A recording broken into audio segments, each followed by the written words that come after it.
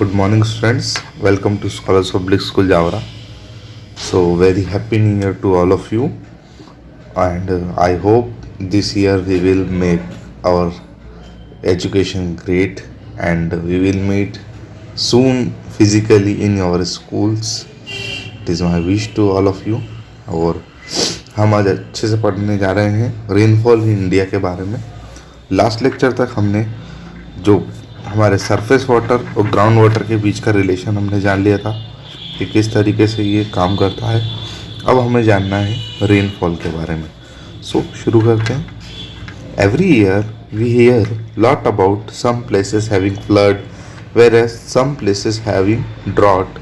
The main reason to such calamities is uneven rainfall on earth. तो देखिए हम लोग क्या देखते हैं अपने आसपास बहुत सारी बार कि हम टीवी में या अपने आसपास देखते हैं कि कहीं पर बाढ़ आ गई है, यानी कि बहुत ज़्यादा पानी एक साथ गिर गया है, जिस वजह से हम देखते हैं कि नदियाँ अपना जो किनारे हैं वो तोड़ के बाहर आ जाती है और लोगों के घर में पानी घुस जाता है. उस कंडीशन को हम बोलते हैं बाढ़. और अगर हम कहीं देखते हैं कि कहीं कहीं पर बारिश बिल्कुल नहीं हुई, मतलब एक नहीं बोल सकते जितनी बारिश होनी थी, जितनी आपके खेत को नीड थी उतनी बारिश नहीं हुई, तो ऐसी कंडीशन में हम उसे क्या बोलते हैं, ड्रॉट बोलते हैं. ये हमेशा एक मेजरमेंट होता है रेन गेज के थ्रू कि कितनी बारिश होनी चाहिए, कितनी बारिश नहीं होनी चाहिए. वो सेकेंडरी चीज़ है. हम लोगों को ये समझना है कि हम दोनों चीज़ देख रहे हैं कि एक तरफ आई हुई है बाढ़ और एक तरफ हम देखते हैं सूखा पड़ा हुआ, जिसे ड्रॉट इंग्लिश में बोलते हैं, हिंदी में हम इसको सूखा बोलेंगे. तो ये दोनों कंडीशन हुई किसकी वजह से? तो ये दोनों कंडीशन हुई है अनइवन रेनफॉल की वजह से, मतलब एक जैसी बारिश नहीं होने की वजह से. क्यों?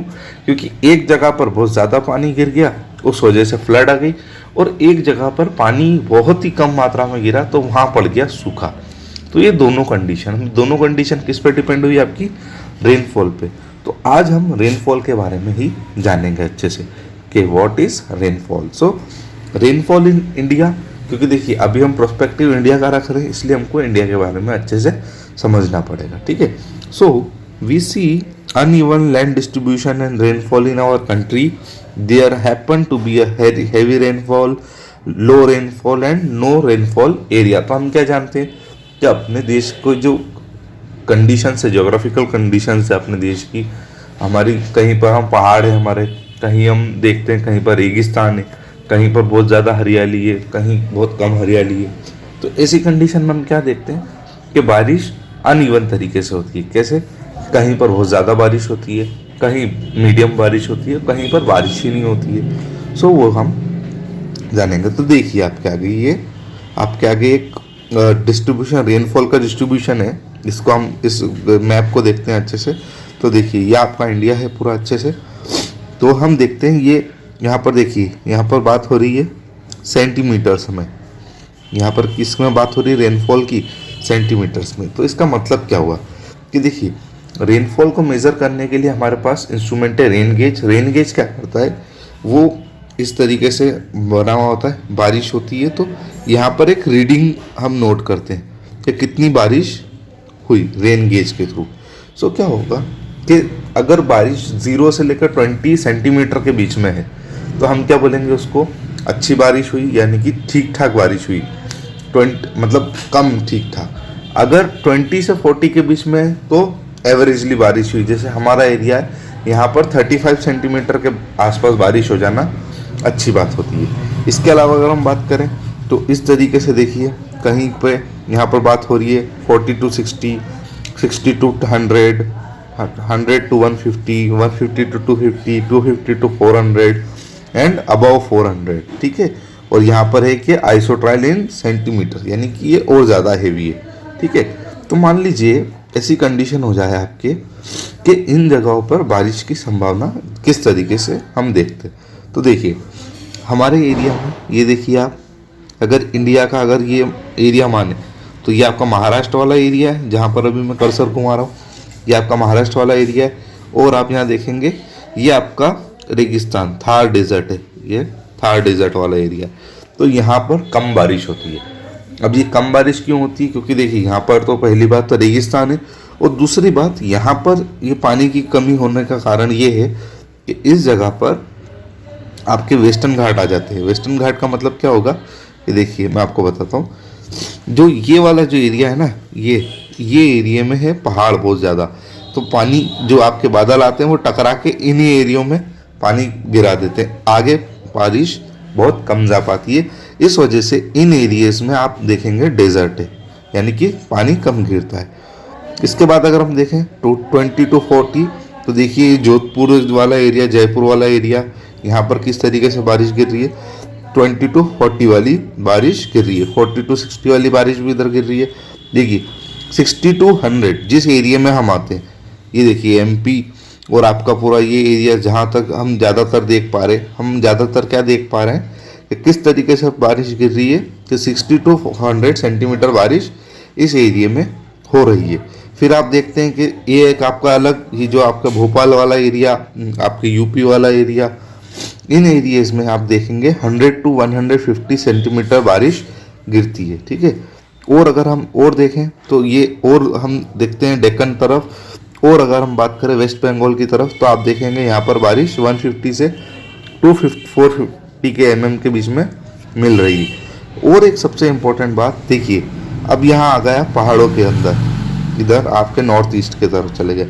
आपको डायरेक्शन भी एक बार मैं बता देता हूँ कि देखिए हमेशा क्या ध्यान रखिए डायरेक्शन के लिए, इधर आप ये क्रॉस बना लीजिए, आपका ऊपर होगा नॉर्थ, इधर होगा साउथ। इसको थोड़ा साफ बनाना पड़ेगा, तो देखिए यहाँ पर बना देता हूँ मैं आपके लिए। इधर होगा नॉर्थ, इधर होगा साउथ, इधर होगा ईस्ट, इधर होगा वेस्ट। तो देखिए आपने अभी जो हम चल रहे हैं, हम यहाँ जा रहे हैं, देखिए हमने ऊपर की तरफ देखा तो आपका जम्मू कश्मीर जो एरिया है वो आपके नॉर्थ इंडिया में आपको काउंट होगा। और देखिए ये जो डायरेक्शन है, अब अगर इस जगह पे हैं आप, इस जगह पर, ये जगह कौन सी कहलाएगी, तो आप इसे बोलेंगे नॉर्थ ईस्ट। कौन सी जगह बोलेंगे इसको आप? North east. तो देखिए आपकी ये जो नॉर्थ ईस्ट इलाका है, ये हमारे इंडिया का ये जो इलाका है ये नॉर्थ ईस्ट कहलाता है, ठीक है। सो इस जगह पर बहुत ज़्यादा बारिश होती है। क्यों?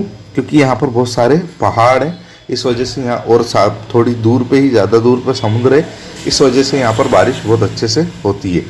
और आपने नाम सुना होगा मोसिन राम, हमारे वर्ल्ड की सबसे वेटेस्ट प्लेस है। मोसिन राम वर्ल्ड की सबसे वेटेस्ट प्लेस है। वेटेस्ट प्लेस मतलब जहाँ सबसे ज़्यादा पानी यहीं गिरता है। तो हमेशा दो राज्य है आपके, चेरापूंजी, मेघालय में ही है दोनों, चेरापूंजी और मोसिन राम, ये दोनों जगह हैं जहाँ दुनिया में सबसे ज़्यादा बारिश गिरती है। ये दोनों जगह एक दूसरे को ऊपर आगे पीछे करती रहती हैं, ठीक है। ये बात आप ध्यान रखिएगा। अगर आपको ये ध्यान रखना है, इसको एक बार आप घर से पढ़ कर आएंगे एक्चुअली ये क्या चीज़ होती है। सो वाटर का डिस्ट्रीब्यूशन इंडिया के अंदर किस तरीके से, so both for domestic and commercial purpose sources for water distribution in India are shown in adjacent figure. Dams, reservoir, irrigation canal systems are directly and indirectly based on rainwater. The efficient use of rainwater is good method of water management. तो ठीक है, अब देखिए हमारे पास water के sources कौन कौन से हैं। तो अल्टीमेटली हम वाटर का सोर्स हमारे पास रेनफॉल ही है, ठीक है। तो रेनफॉल में पानी, रेनफॉल कहाँ कहाँ पानी हमको प्रोवाइड कर सकता है, तो हम जान सकते हैं कि डैम्स के अंदर, रिजर्वायर्स के अंदर और इरिगेशन कैनाल्स के अंदर भी हम पानी कहाँ से आएगा, तो पानी रेनफॉल से ही हमको मिलेगा। क्योंकि पानी गिरेगा तो उससे नदियों में पानी आएगा, आपके डैम्स में पानी नदियों के थ्रू ही वहाँ पर डिस्ट्रीब्यूट होगा।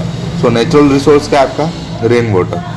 और मेन वेट क्या है कि आप इंसानों ने बनाया, तो इंसान क्या बना सकते हैं? डैम्स बना सकते हैं, रिजर्वायर बना सकते हैं, और इरिगेशन सिस्टम्स को हम बना सकते हैं। इरिगेशन सिस्टम्स का मतलब आपके सिंचाई करने के लिए आप लोग इन्हें यूज़ कर पाएंगे। आई होप आपको अच्छे से ये बात समझ में आई होगी। अगले लेक्चर में हम वाटर मैनेजमेंट के बारे में पढ़ेंगे कि किस तरीके से हम वाटर का वाइजली यूज़ कर सकते हैं। तब तक के लिए आप पढ़ते रहिए। Thank you so much. God bless you all.